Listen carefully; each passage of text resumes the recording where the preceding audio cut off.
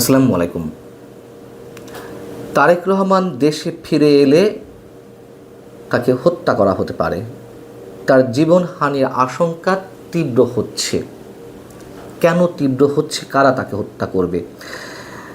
প্রিয় দর্শক, এর আগে আমি আপনাদের সামনে বলেছিলাম যে আরও 6 থেকে 7 মাস আগে বিএনপির কোনো শীর্ষ নেতা আমার সঙ্গে ব্যক্তিগত আলাপচারিতায় তিনি কেন দেশে ফিরছে না তার উত্তরে এমন আশঙ্কার কথাই জানিয়েছিলেন যে তাকে হত্যা করা হতে পারে। সেই বিষয়গুলোই এখন আন্তর্জাতিক বিভিন্ন গণমাধ্যমে নানান পর্যায়ে আলোচনার বিষয়বস্তু হিসেবে উঠে আসছে। লন্ডনে আমাদের প্রধান উপদেষ্টা ডক্টর মোহাম্মদ ইউনূস এবং তারেক রহমানের মধ্যে যে বৈঠক অনুষ্ঠিত হলো, মোটামুটি একটা স্বাভাবিক অবস্থায় পৌঁছেছে। তারেক রহমান দেশে ফিরে আসবেন, সেই জায়গা থেকে একটা কৌতূহল, উদ্দীপনা বিএনপি নেতাকর্মীদের মধ্যে কাজ করছে। আমাদের নিজস্ব বিভিন্ন গণমাধ্যমে তিনি দেশে ফিরে এসে কোথায় উঠবেন, কোন বাড়িতে থাকবেন, সেই বাড়িতে ধোয়া মোছা কাজ চলছে, প্রস্তুতি চলছে, সেখানে পুলিশি প্রহরা বসানো হয়েছে, নানান ধরনের খবর আসছে।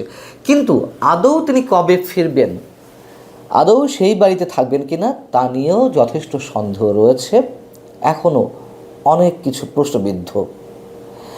এত কিছু একটা স্বাভাবিক অবস্থা আসার পরে প্রধান উপদেষ্টা বৈঠকে একটা সমঝোতা হয়েছে এমন ধারণা সবাই করছেন। সেই জায়গা থেকেও কেন তাকে নিয়ে এখনও এ ধরনের প্রশ্ন? সেই জায়গা থেকে আন্তর্জাতিক গণমাধ্যম বিবিসির পক্ষ থেকে তারেক রহমানের আন্তর্জাতিক বিষয়ক উপদেষ্টা হুমায়ুন কবিরের কাছে প্রশ্ন করা হয়েছিল। তার উত্তরে তিনি যা বলছেন তা হচ্ছে, তারেক রহমানের মতো লিডারের সিকিউরিটি কনসার্ন স্বাভাবিক বিষয়। এটা এশিয়া মহাদেশের রাজনীতিতে নাথিং নিউ, নতুন কিছু নয়। Politics in the Asia Pacific আর south Asia anywhere in the world, এই ধরনের সিনিয়র পলিটিক্যাল লিডারের নিরাপত্তা ঝুঁকির বিষয় আছে, সত্য কথা। বাংলাদেশে বঙ্গবন্ধু থেকে শুরু করে সাবেক রাষ্ট্রপতি জিয়াউর রহমান, কিংবা ভারতে মহাত্মা গান্ধী, ইন্দিরা গান্ধী, রাহুল গান্ধী, শ্রীলঙ্কা প্রেমাদাসা, এবং পাকিস্তান তো রয়েছেই। এগুলো অস্বাভাবিক কিছু নয়। আওয়ামী লীগের সভানেত্রী শেখ হাসিনাকেও 18 থেকে 19 বারের জন্য তাকে তার উদ্দেশ্যে অনেকভাবে টার্গেট করা হয়েছিল, আক্রমণের শিকারও হয়েছেন। তার একটা বড় প্রমাণ তো 21শে আগস্ট। তো তারেক রহমানের ক্ষেত্রে হতে পারে, অস্বাভাবিক কিছু নয়। আচ্ছা, হুমায়ুন কবির বলছেন, কিন্তু কেন হবে এই মুহূর্তে, কেন এই আশঙ্কা, সেটি আমি পরে আসছি। হুমায়ুন কবির বলছেন যে ওনার আসার আগে তো একটা প্রস্তুতির বিষয় আছে। সরকারেরও একটা নিশ্চিত এনভায়রনমেন্ট ক্রিয়েট করতে হবে, একটা স্পেস ক্রিয়েট করতে হবে যেখানে পলিটিক্যাল লিডার্স আর সেফ সিকিউরড। তারেক রহমানের আর এক উপদেষ্টা মাহদি আমিন, তিনিও বিবিসিকে বলছেন, যথোপযুক্ত আইনি এবং রাজনৈতিক পরিবেশ যখন সৃষ্টি হবে তখন তিনি ফিরবেন। অর্থাৎ এখনও নিশ্চিত নয়। এবং তারেক রহমান দেশে ফেরার ক্ষেত্রে এর পেছনে 3টি বিষয় কাজ করছে। তারা দুজন যে কথাগুলো বললেন, এক হচ্ছে আইনি বিষয়, যাতে তিনি এলে আটক না হন, তাকে কারাগারে যেতে না হয়। 2 হচ্ছে রাজনৈতিক বিষয়। রাজনৈতিক মানে কি? মানে বিএনপি কনফার্ম ইলেকশনে জিতবে, তিনি প্রধানমন্ত্রী হবেন বা নির্বাচনটা নিশ্চিত হবে, এটাই তো। তৃতীয়ত হচ্ছে তার নিরাপত্তা, জীবনহানির যে সংখ্যা সেটি। প্রশ্ন হচ্ছে যে কারা তাকে হত্যা করবে। আমার সঙ্গে যখন কথা হচ্ছিল বিএনপির কোনো শীর্ষ নেতার আরও অনেক আগে, তারা বলছিলেন যে ভারতে কথা বলছিলেন, ভারতের গোয়েন্দা সংস্থা র তাকে হত্যা করতে পারে। এটাও অস্বাভাবিক কিছু নয়। কিন্তু সেই সময়ের পরিপ্রেক্ষিতে যদি আওয়ামী লীগ ক্ষমতায় থাকতো, তর্কের খাতিরে ধরে নিচ্ছি। কিন্তু এখন কেন? এখন তারেক রহমানকে সেভ করার জন্য বরং তারা আরও চেষ্টা করবে।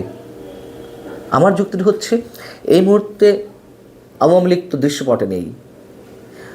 সাম্প্রদায়িক শক্তির একটা বিশাল উল্লম্ফন আমরা দেখছি। একটা মৌলবাদী গোষ্ঠীর মাথাচাড়া দিয়ে ওঠার বিষয়টি আমরা খুব ভয়ঙ্করভাবে দেখছি। সেই জায়গায় তারেক রহমানের মতন লিডারশিপ না থাকলে জঙ্গিবাদ, সাম্প্রদায়িকতাবাদ কিংবা মৌলবাদ আরও বেশি মাথাচাড়া দিয়ে উঠতে পারে। এটা তো ভারত জানে। সো তাদের যে কনসার্নের বিষয়টি এই মুহূর্তে সেটা তো নিরাপত্তা বিষয়, সীমান্ত এলাকায় বা তারা সবসময় যদি বলছে বাংলাদেশের ক্ষেত্রে সাম্প্রদায়িক শক্তির উত্থান ঘটছে, মৌলবাদী শক্তির উত্থান ঘটছে, সেই সুযোগটি তারা হতে দেবে না, বরং তারেক রহমানকে তাদের প্রয়োজন এই মুহূর্তে। সো তাদের এই যুক্তিটি বিএনপির যে শীর্ষ নেতারা আমার সামনে বলছিলেন যে তাকে হত্যা করতে পারে, এই মুহূর্তে আমার সেটি মনে হয় না। তাহলে কি জঙ্গি গোষ্ঠী তাকে হত্যা করবে? হতে পারে, এটা হতে পারে, এটা অস্বাভাবিক কিছু নয়। তারপরেও এটি যুক্ত কিনা সে বিষয়ে পরে আসছি। এখন মহিউদ্দিন আহমেদ রাজনৈতিক বিশ্লেষক, তিনি বিবিসিকে যেটি বলছেন, উনি তখনই আসবেন যখন ওনার দলের মধ্যে সর্বোচ্চ পর্যায়ে গ্রহণযোগ্যতা সৃষ্টি হবে এবং তার নিরাপত্তা নিশ্চিত হবে এবং তিনি প্রধানমন্ত্রী হবেন, এরকম একটি বিষয় নিশ্চিত হলে তবেই তিনি ফিরবেন। দেখা গেলো একটা ইলেকশন হলো, বিএনপি ভালো করতে পারলো না বা তারেক রহমান প্রধানমন্ত্রী হতে পারলেন না, তাহলে উনি এই আরাম আয়েশের জীবন ছেড়ে আসবেন কেন, সেটা উনি হিসাব করতে পারেন। বিএনপি স্থায়ী কমিটির সদস্য আমির খসরু মাহমুদ চৌধুরী বলছেন, এই বিষয়ের সঙ্গে অর্থাৎ তারেক রহমান ফিরে আসার বিষয়ে এর সঙ্গে অনেক টেকনিক্যাল ইস্যু জড়িয়ে রয়েছে, ওইগুলো বলা যাচ্ছে না, মানে তিনি প্রকাশ করতে যাচ্ছেন না। আমাদেরকে তো সব দিক থেকে বিবেচনা করেই ওনার আসার বিষয় ঠিক করতে হবে। অনেকগুলো বিষয় থাকতে পারে এখানে, সবগুলো বিবেচনায় এনে ওনার সিদ্ধান্ত নিতে হচ্ছে।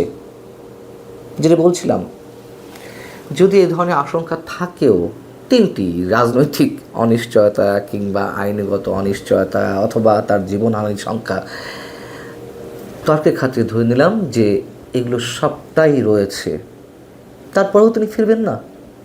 কেন ফিরবেন না? অবশ্যই তাকে ফিরতে হবে।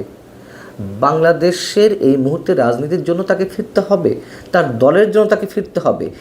এই অনিশ্চয়তাগুলো যদি থেকে থাকেও, তারপরেও কি কোনো রাজনৈতিক দলের প্রধান দেশের বাইরে এভাবে থাকতে পারেন? নিশ্চয় না। বরং এখন মানে আমি তর্কের খাতিরে কথা বলছিলাম যে যদি ওই ধরনের অনিশ্চয়তা থাকেও, তারপরে থাকতে পারেন না তিনি দেশের বাইরে। আর এখন তো তার পক্ষে দেশের উর্বর ভূমি প্রস্তুত হয়ে আছে। বিএনপির সবচেয়ে বড় জনপ্রিয়তা এই মুহূর্তে, অন্তত ইলেকশনে তাদের জয়ের সম্ভাবনা বেশি রয়েছে। সেই সব বিবেচনায় কেন তিনি ফিরবেন না? কেন এখনো পর্যন্ত সব কিছু ঠিকঠাক করেই আসবেন? এটা তো কোনো দক্ষ বা কৌশলী বা অভিজ্ঞ কোনো রাজনীতিকের জন্য এমনটা হতে পারে না।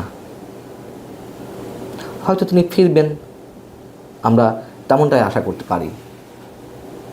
আর যেটি বারবার বলা হচ্ছে যে সরকারের সঙ্গে একটা সমঝোতা বা সরকারের একটা স্পেস ক্রিয়েট করতে হবে, তাহলে আরও বড় প্রশ্ন, লন্ডন বৈঠকে তাহলে কি হলো? সত্যিই বিএনপিটা